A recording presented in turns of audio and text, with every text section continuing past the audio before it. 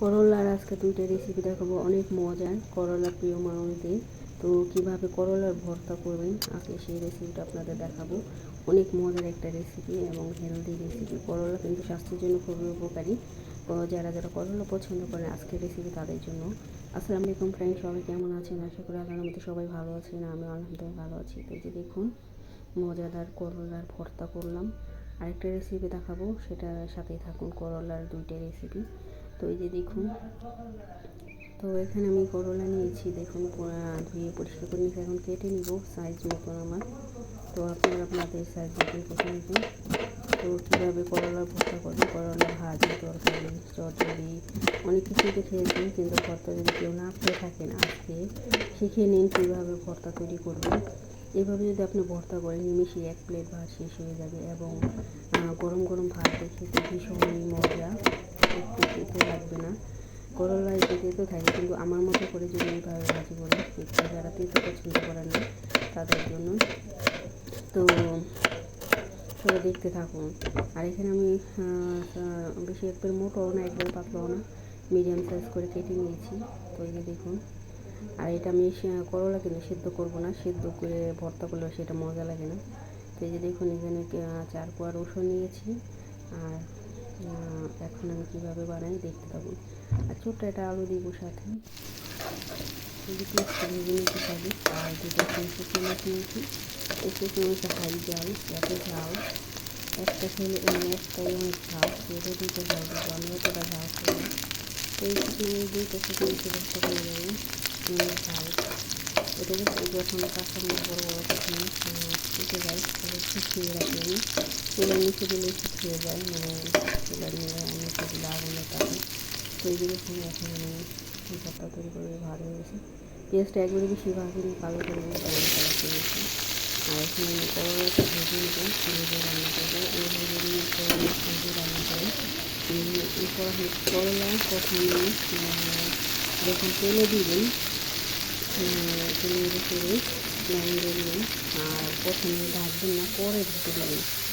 প্রথমে ঢাকলে এটা কালার নষ্ট হয়ে যাবে, সেই জন্য পরে যখন একবার একটু কালার ঠিক থাকবে তখন ঢেকে দেবেন। ঢেকে দিলে একটু তাড়াতাড়ি সিদ্ধ হয়ে যাবে। দেখুন আমার ভাজা হয়ে গেছে পেঁয়াজটা। লবণ নিয়েছি একটু পরিমাণ, আর হচ্ছে শুকনো মরিচ। আমি ভাজার সময় লবণ দিছি, তো এখনও বেশি লবণ দিলাম না, অল্প লবণই দিয়ে দিলাম। তো যারা সুন্দর সুন্দর কমেন্ট করেন আমার একটা চ্যানেলে ভিডিও দেখে তাদেরকে অসংখ্য ধন্যবাদ, পুরনো এবং নতুন বন্ধুদের। আর যারা নতুন আছেন আমার চ্যানেলটি সাবস্ক্রাইব করছেন সবাইকে অসংখ্য ধন্যবাদ।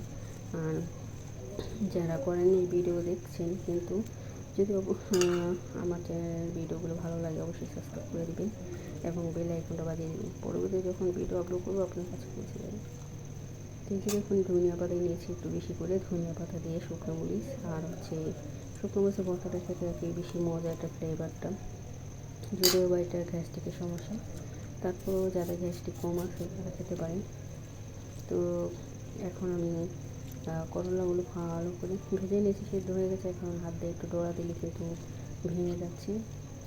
তো এইভাবে যদি আপনি করলাটা ভর্তা করে খান দেখবেন অনেক মজা হয়, খুবই মজা হয়। তো আমি হাতে গ্লাস করে নিয়েছি, যেহেতু মরিচ অনেক ঝাল, হাত জ্বালা পোড়া করে, সেই জন্য আমি গ্লাস করে নিয়েছি।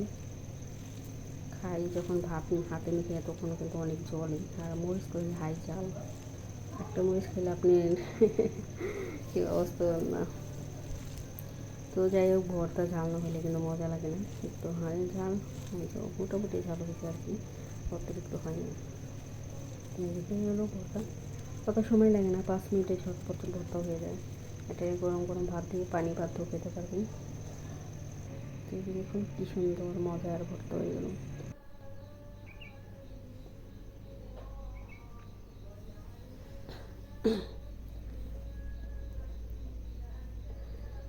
তো কেউ যদি না খেয়ে থাকেন আগে, এই ভর্তাটা একবার ট্রাই করবেন, দেখবেন কত মজা হয়। সাথে যদি চিংড়ি মাছ দিতেন আরও বেশি মজা হতো, চিংড়ি মাছ নাই আমার কাছে, সেই জন্য দিইনি।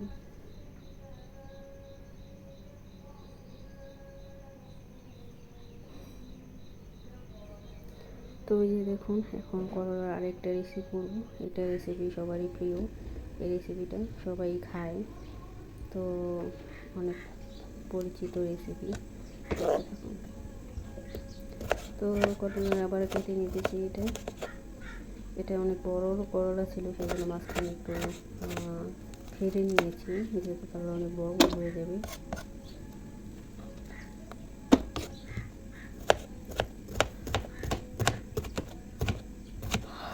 করলা সবজি আমার পছন্দের, তো এটা আমি সব কিছুই খাই, ভর্তা খাই, ভাজি খাই, রান্না করে খাই, ডাল দিয়ে খাই, মাছ দিয়ে খাই, সব দিয়ে। তো এই দেখুন এটা একটু ছোটো সাইজের, এটা ফাড়িনি, যেটা একটু ছোটো সেটা মাঝখানে আর ফাড়া দিইনি। এইভাবে আমি সবগুলো কেটে নিতেছি। তো চুলে একটা প্যান দিয়ে দিলাম, এখন এটা আমি ভাজি করে নেব। একটা শুকনো মরিচ দিয়ে দিলাম আমি, আর একটা কেটে দিতেছি। এখন আমি তেল দিয়ে দিব। তো এটা মাছ ভাজার তেল, মাছ ভাজাতে তেল একটা গ্রান আসে, সুগ্রান আসে। তো এই তেল দিয়ে আমি করলা ভাজি করব।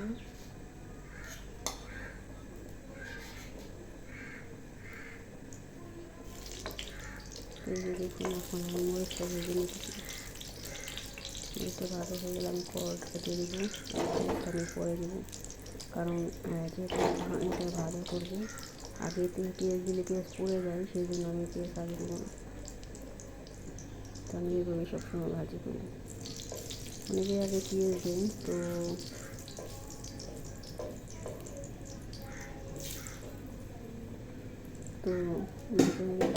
এখন আমি করলাটা দিয়ে দিই।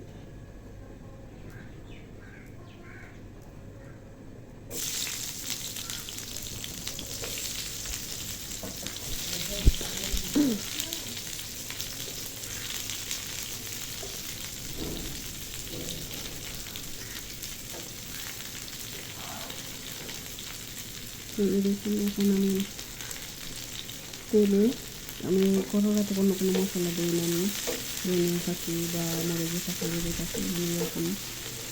আর তেলটা এমনি যখন মাছ ভাজা কিছু তেলটা এমনি লাল হয়েছে এবং ওই তেলের কালারই করলা ভাজা হয়ে যায়।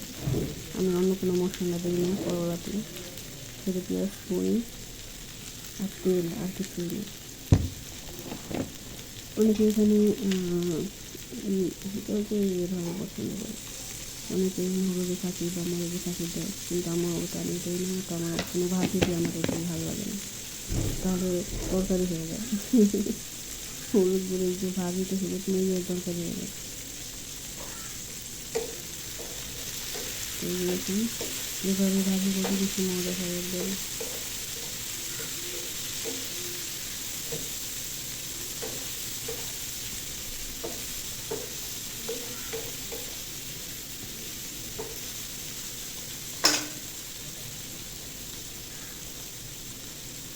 এখন ভাজিটা হয়ে গেছে প্রায়। এটা আমি পেঁয়াজটা দিয়ে দেবো এখন। পেঁয়াজটা পরে দিয়ে দিয়েছি, মানে পেঁয়াজটা দেখবেন একদম হয় না, পুড়ে যায় না। এটা এই করলার সাথে আরও ভাজা করবো, আর কিছু ভাজি পুরো পেঁয়াজও ভাজা যাবে, করলা ভাজা হয়ে যাবে। আর মাঝখানে একটু ভেজে দিয়েছিলাম সিদ্ধ হওয়ার জন্য, আর একটু সিদ্ধ হবে, আর একটু ভাজবো, তারপরে নামাই ফেলবো। এগুলো ভাজা ভাজা করে নিই। আর এই করলা অনেকে কাঁচা কাঁচা খায়, আমি কাঁচা কাঁচা না ভালো লাগে, কাঁচা কাঁচা করে। তো আমি এভাবে খাই না। এরপরে সিদ্ধ হয়ে গেলে যদি কুসুম দেয়, একটু জাকা দিলে বেশি নরম, তখন আমি নামিয়ে ফেলি। এই যে দেখুন প্রায় ভাজা হয়ে গেছে, আমি 2 মিনিট ভাজবো, তারপরে ভালো করে চেষ্টা করুন। আল্লাহ হাফেজ।